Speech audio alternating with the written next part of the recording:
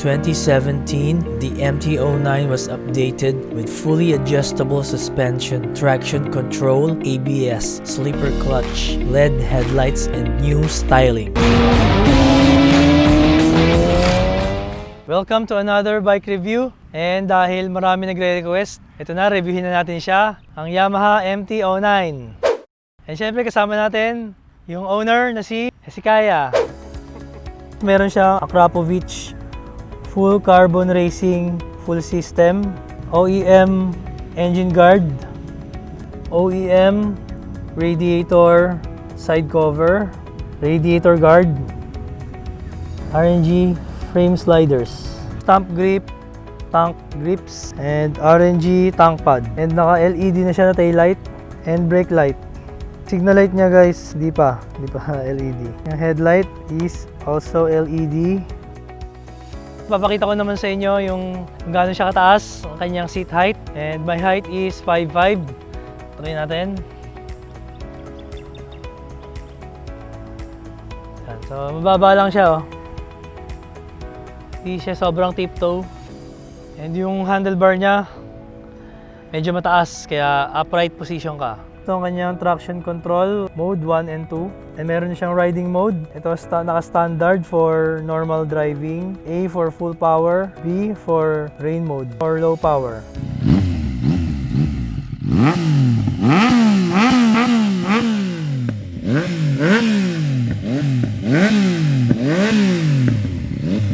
As an MT09 owners, ang number one kong nagustuhan dito is yung kanyang price, which cost 569,000. Recommendation ko lang sa mga gustong bumili ng MT09, pumunta muna kayo sa nearest showroom, upuan nyo siya, magugulat kayo, o kaya pwede naman kayo mag-avail sa nearest rev zone or sa Y zone na magpa-test drive kayo, magugulat kayo. Napakadali lang niya dalhin. Quality and engine sound, lalo na kapag naka full system exhaust. And then yung power niya para sa city driving, more than enough. Hindi ko siya marirecommend sa mga amateur riders. And then, ang mga negative na ayaw ko sa kanya is yung number one is tong signal light niya is napaka-absurd.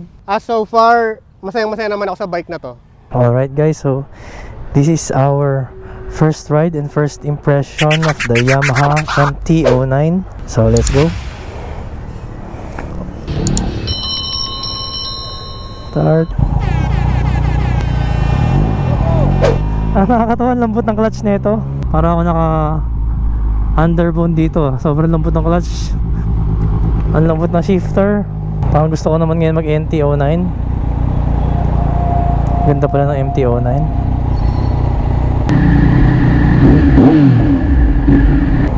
So ganda rin ang exhaust nya. Naka Akrapovic carbon fiber exhaust.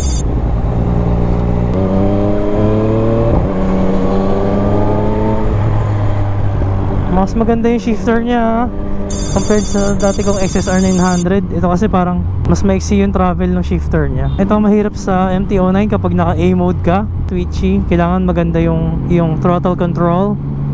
Kasi konting magkakamali mo lang, mabuwili siya. Ninibago pa ako, kailangan masanay ako na naka quick shifter na siya. Napansin ko maganda yung engine niya ngayon hindi siya ma-vibrate. Try natin sa high RPM.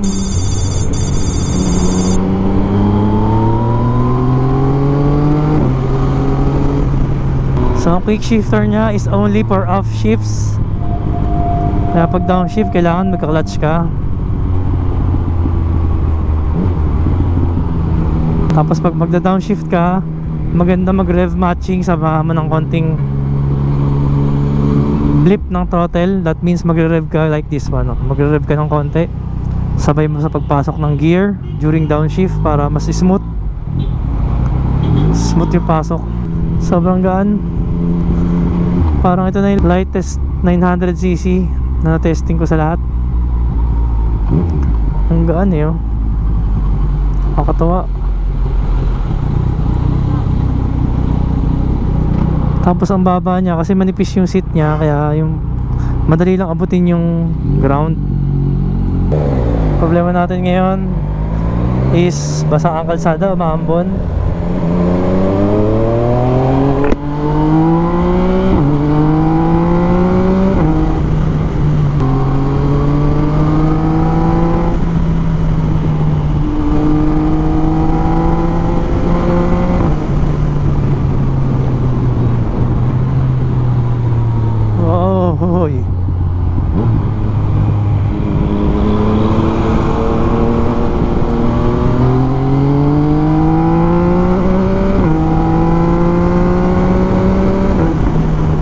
syempre guys,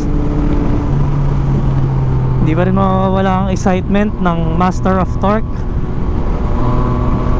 Pagiging Master of Torque niya, lagi niya akong pinapasmile. Kada piga mo ng throttle, napapasmile ka because of that instant torque. Ganda ng hatak niya, talagang very good for city riding. Mga gantong stop and go.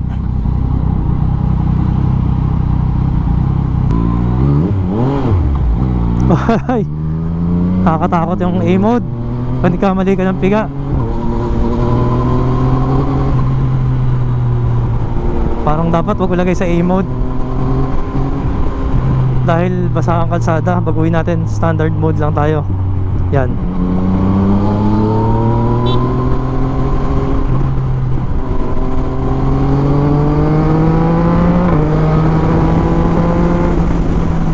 Standard mode much better. So yung A mode niya sobrang twitchy. Ang nakakatakot lang guys, basa kasi yung kalsada, kaya wag tayo magtiwala. Brakes niya maganda, suspension niya, I like the suspension, okay din. Okay din suspension niya. Hindi ko alam, baka dahil sa seat, maganda rin yung seat niya.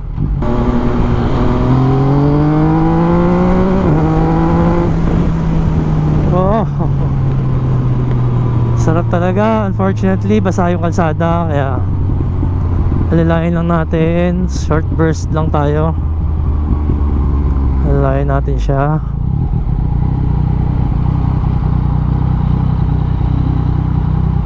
Sarap gamitin, gaan eh, no? Mas magaan to sa XSR. Lapag pa ako. Akrapovic carbon. Konting sound check. Yun.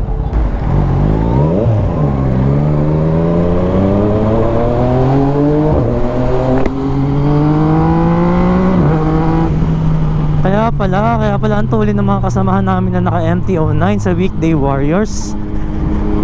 Dahil ang gaan guys ng MT09, syempre power to weight ratio, malakas yung torque mo, tapos magaan yung bike mo, tapos very flickable. Okay na okay siya. Parang gusto ko na rin nagkaroon ng MT09.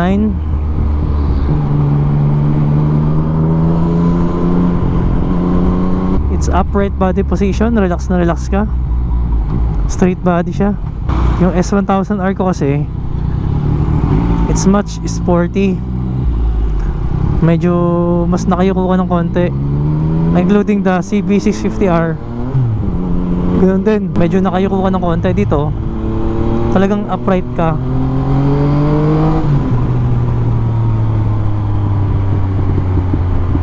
Kaya lang yung seat nya, ang reklamo ko lang is pa-slide siya. So parang dinadala sa tank. Pero kagandahan nun, kumukontra siya during hard acceleration. Yan, pakontra. Kasi dinadala ka niya sa harap eh, para makontra, hindi ka ihagis sa likod.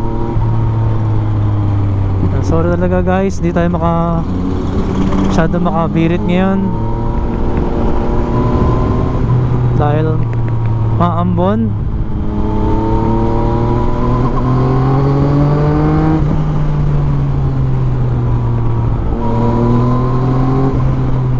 The brakes are nice, tested, tried and tested na yung brakes na ito.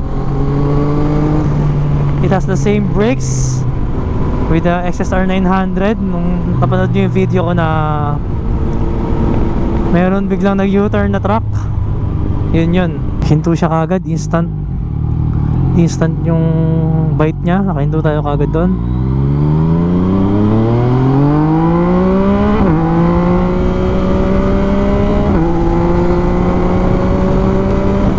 Oh, wow.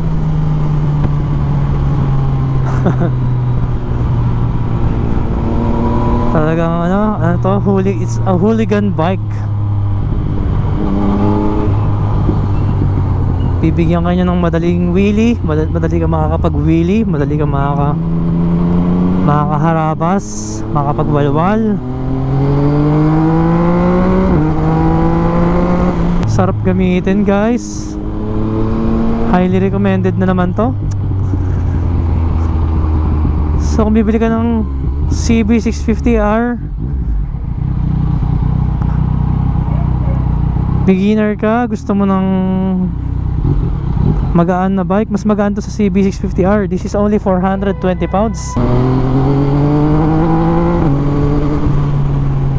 Eh kung may budget ka, dagdagan mo na, 80k lang ang difference. Mas okay to guys, kasi hindi ka bibitinin sa power.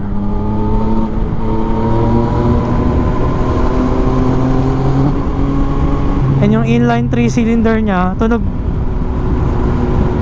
inline 4 din naman, hindi malayo sa inline 4. And of course that extra 200cc, malaking bagay yun. Hindi ka talaga niya bibitinin, no? Ang galing. Mas madali siya sa traffic. Hindi ako napapagod sa kanya.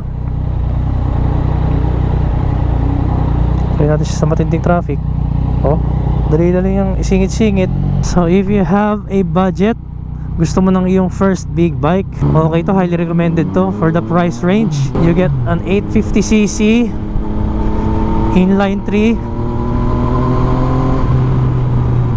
highly recommended. Tapos naka quick shifter na siya. And dahil magaan nga siya, ang dali niyang mag-wheelie. Kaya gagawin mo guys, kapag hahataw kayo dito, kailangan ilalagay nyo sa harapan yung body nyo para maka-counter mo yung pag-wheelie. Yan o. Wala kung bakit bumili nito si Red Sweet Potato, kasi sarap naman talaga gamitin.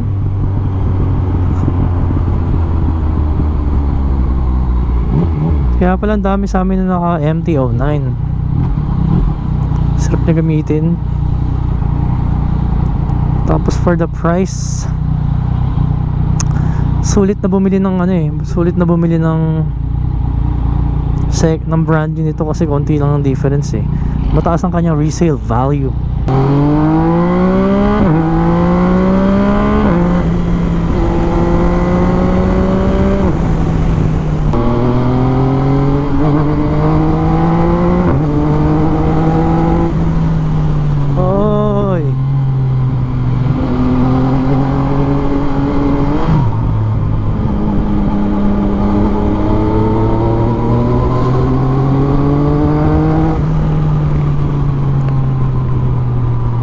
Maganda rin kung maglalagay kayo ng steering damper para mas stable siya on higher speeds. Kita nyo guys kung gaano siya ka-nimble. Oh, kaya kung sumingit-singit na parang underbone. Siya ka-nimble. This is probably one of the best naked bike in the market today, with all the features, lightweight, the cross-plane, 3-cylinder sound, and power. You will be happy with this bike for years to come. So that's it for our MT09 review. And guys, if you have a bike that you want me to review, please hit me a message in my Facebook page, Kenji Moto. And if you're new to this channel, please subscribe and hit the notification bell. And sa mga nag-subscribe, thank you so much guys. And watch out for our stickers. Lalabas na ang ating stickers. And thanks for watching. This is Kenji Moto signing off.